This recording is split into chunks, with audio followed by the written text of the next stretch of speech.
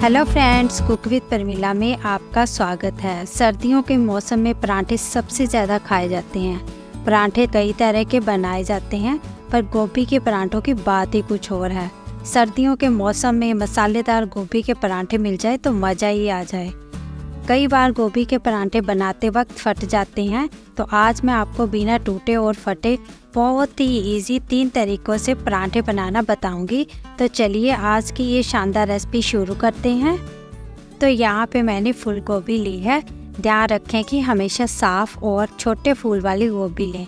इसमें कीड़े भी नहीं होते हैं और ये आसानी से साफ़ हो जाती है। तो सबसे पहले हम इसका जो डंठल है उसे अलग कर लेंगे।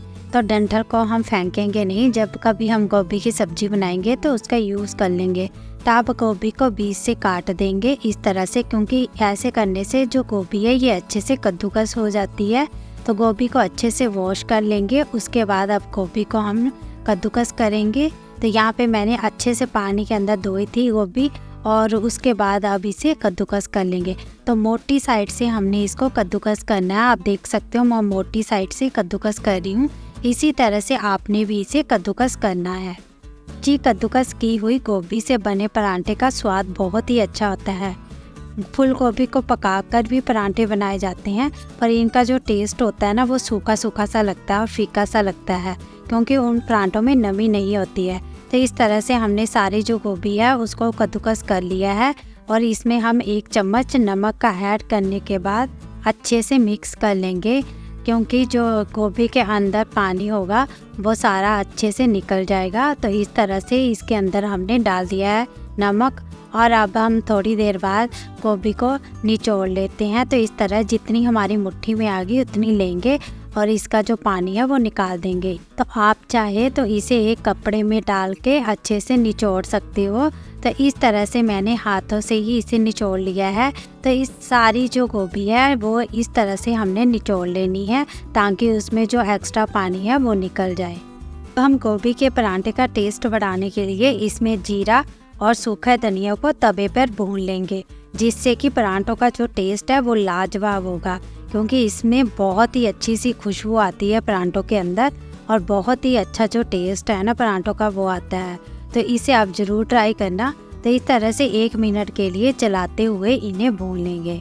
तो यहाँ पे 1 मिनट हो चुका है, और साथ में हमारा जीरा भी और धनिया भी अच्छे से रोस्ट हो चुका है। जब ये अच्छे से भून जाते हैं तो इसमें बहुत ही अच्छी सी खुशबू आना शुरू हो जाती है। तो अब हम क्या करेंगे, इसे एक जार में डालेंगे और इसे हमने दरदरा पीसना है। तो चलिए इसे हमने दरदरा पीस लिया है। तो अब पराठे की जो स्टफिंग है उसे तैयार कर लेते हैं। तो यहाँ पे गोभी एकदम से तैयार है हमारी। गोभी का हमने सारा जो पानी है वो निकाल दिया था। यहाँ पे हमने थोड़ा सा अदरक लिया है, और अदरक को हमने कद्दूकस कर लेना है। तो अदरक का जो टेस्ट है ना वो भी इस पराठे में बहुत ही अच्छा लगता है, तो इसे ज़रूर डालें। तो अभी इसके साथ साथ मसाले डाल लेते हैं। तो यहाँ पे मैंने 1 चम्मच जीरे का डाल दिया है, साथ में आधा चम्मच अजवाइन का, और 1 बारीक कटा हुआ प्याज डाल देंगे। अब यहाँ पे 2 बारीक कटी हुई हरी मिर्च डाल देंगे। आप अपने स्वाद के अनुसार कम या ज़्यादा कर सकते हो। तो यहाँ पे गरम मसाला डाल दिया 1 चम्मच मैंने। इसके साथ हमने जो धनिया और जीरे को दरदरा पीसा था ना वो भी ऐड कर देंगे, और नमक स्वाद के अनुसार डाल लेंगे। तो अब बारी आती है यहाँ पे हरे धनिया की। तो बारीक कटा हुआ हरा धनिया डाल देंगे, और इन सबको डालने के बाद अच्छे से मिक्स कर लेंगे। अगर आप बेहतरीन टेस्ट चाहते हो तो इसे कच्चा ही कद्दूकस करें, तो जिससे कि हमारे जो पराठे हैं ना बहुत ही लाजवाब बनेंगे। तो यहाँ पे मैंने नॉर्मल गेहूं का आटा जो है वो लिया है। जिस तरह से हम चपाती का आटा गूंथते हैं ना, सेम उसी तरह से हमने आटे को गूंथा है। तो अब यहाँ पे हम आटे की एक बड़ी सी लोई लेंगे। तो यहाँ पे मैं आपको पहला पराठा बनाना बता रही हूँ, जो कि बहुत ही ईजी है बनाना। इसे बहुत ही आसानी से ये बन जाता है। बस इस तरह से हमने एक जो है वो लोई ली है, उसे अच्छे से हाथों के अंदर हमने राउंड कर लिया, आप देख सकते हो। अब हम इसे सूखे आटे के अंदर थोड़ा सा लपेट लेंगे इस तरह से, और इसको हाथों से दबाते हुए हमने एक छोटी सी लोई बनानी है। जिस तरह से मैं कर रही हूँ ना सेम उसी तरह से करना है। तो यहाँ पे एक जो छोटी सी लोई हमारी बनके तैयार हो गई है। अब इसके अंदर हम स्टफिंग भर लेंगे। तो जिस तरह से मैं स्टफिंग भर रही हूँ सेम उसी तरह से आपने भी भरनी है। स्टफिंग ना तो ज़्यादा होनी चाहिए ना ही कम होनी चाहिए। तभी जो पराठा हमारा वो परफेक्ट बनेगा। तो अब जिस तरह से मैं लोई बंद कर रही हूँ ना, सेम उसी तरह से आपने भी लोई को बंद करना है। आप देख सकते हो कि इस तरह से मैं लोई को बंद कर रही हूँ और इस तरह से ऊपर से हम लोई को बंद कर देंगे और स्टफिंग हमारी अच्छे से भर चुकी है इसके अंदर। तो आप देख सकते हो कितनी बढ़िया से ये तैयार होगी हमारी लोई। तो यहाँ पे बहुत ही आसानी से मैंने इसे बना लिया है और इस तरह से सूखे आटे के अंदर इसे लपेटेंगे और हाथों से फिर से इसे इस तरह से हमने थोड़ा बेल लेना है। ऐसे करने से एक तो बेलने में इजी होगा और दूसरा स्टफिंग जो है वो अच्छे से होगी। अभी सूखा आटा लगाने के बाद इसे बेल लेंगे और बेलना हमें बिल्कुल हल्के हल्के हाथों से है। तो आप देख सकते हो ना तो ये टूटे हैं ना ये फटे हैं, एकदम परफेक्ट जो शेप है ना पराठे की वो बन के आई है। तो है ना पराठा बनाना बहुत इजी। तो ये मैंने एक तरीका आपको पराठे बनाने का बता दिया। आप देख सकते हो पराठा ना तो ज़्यादा मोटा है और ना ही ज़्यादा पतला है।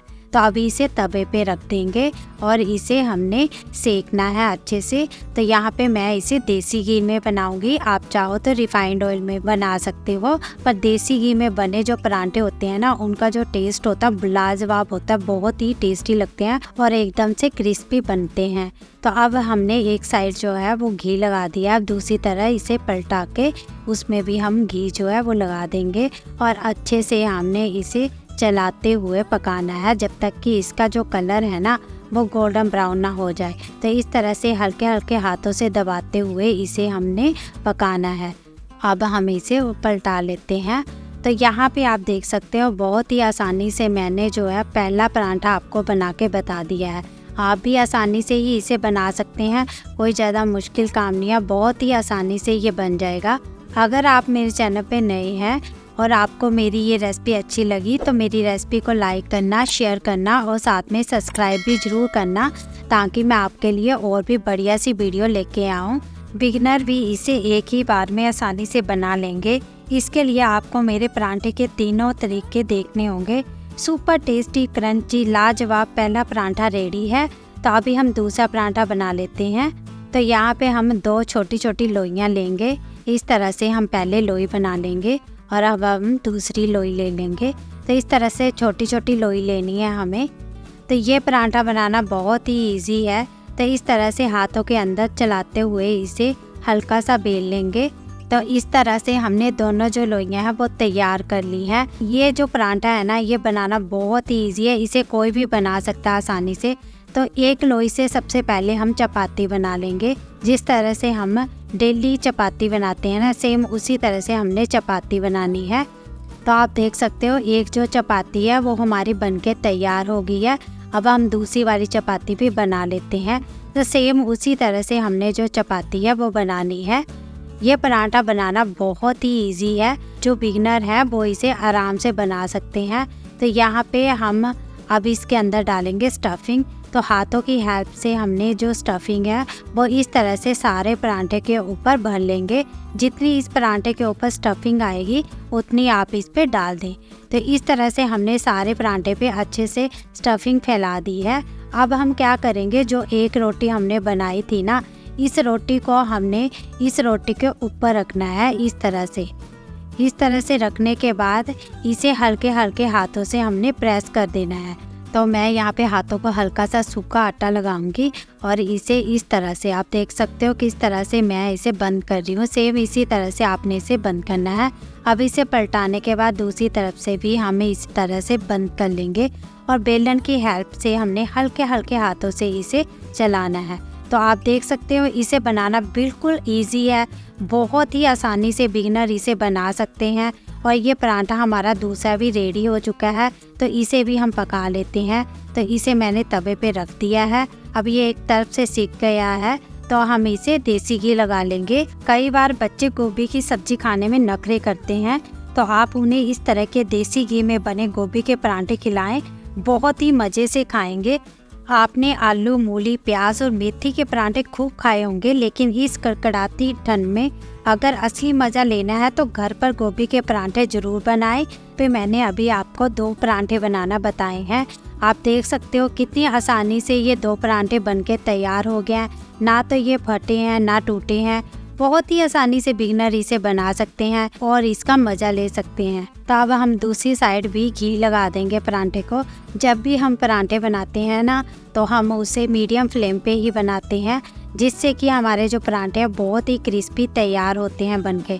तो इस तरह से मैंने जो परांठे हैं उन्हें घी लगा दिया दोनों तरफ से और हल्के हल्के हाथों से दबाते हुए इसे पकाएंगे। कभी कभी परांठे बनाते वक्त जो तैयार की गई स्टफिंग होती है ना, उसमें मॉइस्चर आ जाता है। तो यहाँ पे मैं आपको एक टिप दूंगी कि आप उसमें थोड़ा सा सूखा आटा डाल दें, जिससे आटा डालने से सारा मॉइस्चर जो है वो आटा सोख लेगा और स्टफिंग में कोई भी प्रॉब्लम नहीं होगी और आपके जो परांठे हैं बहुत ही अच्छे से बनेंगे। तो टेस्ट में कोई चेंज नहीं होगा। तो लीजिए, दूसरा परांठा भी हमारा बनके तैयार है। तो चलिए आप तीसरे तरीके से बना लेते हैं। तो यहाँ पे भी हम 2 छोटी छोटी लोइयाँ लेंगे। तो ये तरीका भी बहुत ही आसान है परांठे बनाने का। मैं ज़्यादातर इसी तरीके से परांठे बनाती हूँ। जब भी मैं घर पे परांठे बनाती हूँ तो मैं ये वाले तरीके से ही बनाती हूँ, क्योंकि इससे जो परांठा है ना वो इजी से बन जाता है। तो इस तरह सूखे आटे के अंदर लपेटते हुए हाथों से लोइयाँ बना लेंगे। तो यहाँ पे 2 लोइयाँ मैंने तैयार कर ली हैं। अब हम क्या करेंगे, जो एक लोई है उसके अंदर हमने स्टफिंग भरनी है। तो ये भी बहुत ही आसान तरीका है परांठे बनाने का। तो इस तरह से लोई के अंदर हमने स्टफिंग भर दी है। अब हम इसे हल्का सा आटा लगाएंगे, सूखा वाला। तो यहाँ पे सूखा आटा लगाने के बाद लोई को इसके ऊपर रख देंगे और इसको अच्छी तरह से बंद कर देंगे। अभी हमने दूसरी तरफ से भी इसे उठा के अच्छे से बंद कर देना है, ताकि जब हम इसे बेले तो ये टूटे ना। तो इस तरह से हमने इसे बंद कर दिया है। तो अब इसे हम बेल लेते हैं। तो सबसे पहले हम इसे सूखा आटा लगा लेंगे। सूखा आटा लगाने के बाद इसे बिल्कुल हल्के हल्के हाथों से हम बेलना शुरू करेंगे। आप देख सकते हो जिस तरह से मैं बेल रही हूँ, सेम उसी तरह से आपको भी बेलना है। ज़्यादा ज़ोर से हम इसे नहीं बेलेंगे, बिल्कुल हल्के हल्के हाथों से हमने इसे राउंड शेप देनी है। तो इस तरह से आप देख सकते हो हमारा तीसरा परांठा भी बनके तैयार हो गया है। ये भी बिना टूटे फटे हमारा परांठा तैयार है। तो चलिए इसे भी तवे पे पका लेते हैं। तो यहाँ पे इसे हमने एक तरफ से सेक लिया है और इसे घी लगा देंगे। इन गोभी के परांठों का कोई जवाब ही नहीं है। सुपर क्रिस्पी, टेस्टी, इजी तरीके से आप इसे घर पर बना सकते हैं और इन सर्दियों में 3 तरह के गोभी के परांठे बनाकर अपने परिवार के साथ इसे एंजॉय कर सकते हैं। आपको इन तीनों तरीकों में से कौन सा तरीका आसान लगा है, मुझे कमेंट बॉक्स में ज़रूर बताएं। मैं आपके कमेंट का इंतज़ार करूंगी। तो इस तरह से हमने दूसरी तरफ भी इसे घी लगा दिया है ना गोभी के परांठे बनाने का इजी तरीका। गोभी का परांठा घर पर एक नहीं बल्कि 3 तरीके से बनाया जा सकता है। तो मैंने आपको यहाँ पे तीनों ही तरीके बता दिए हैं। तो इस तरह से हमने जो परांठा है उसे उल्टा पलटा के अच्छे से सेक लेना है, जब तक कि ये अच्छे से कलर ना दे और ये क्रिस्पी ना हो जाए। तो इस तरह से एक साइड से ये क्रिस्पी हो गया है। अब इसे दूसरी तरफ से हम पका लेंगे। तो इस तरह से हमारे तीनों तरह के परांठे जो है वो बनके तैयार हो चुके हैं। चाहे आप नाश्ते के लिए कुछ अलग ढूंढ रहे हो, जब बच्चों को खुश करना चाहते हो, तो ये टेस्टी गोभी के परांठे हर बार हिट होंगे। ना तो ये फटेंगे ना टूटेंगे और आसानी से ही आप इसे बना सकते हो। आप इन्हें दही, मक्खन या अचार के साथ गर्मा गर्म सर्व करें और अपनी फैमिली के साथ एंजॉय करें।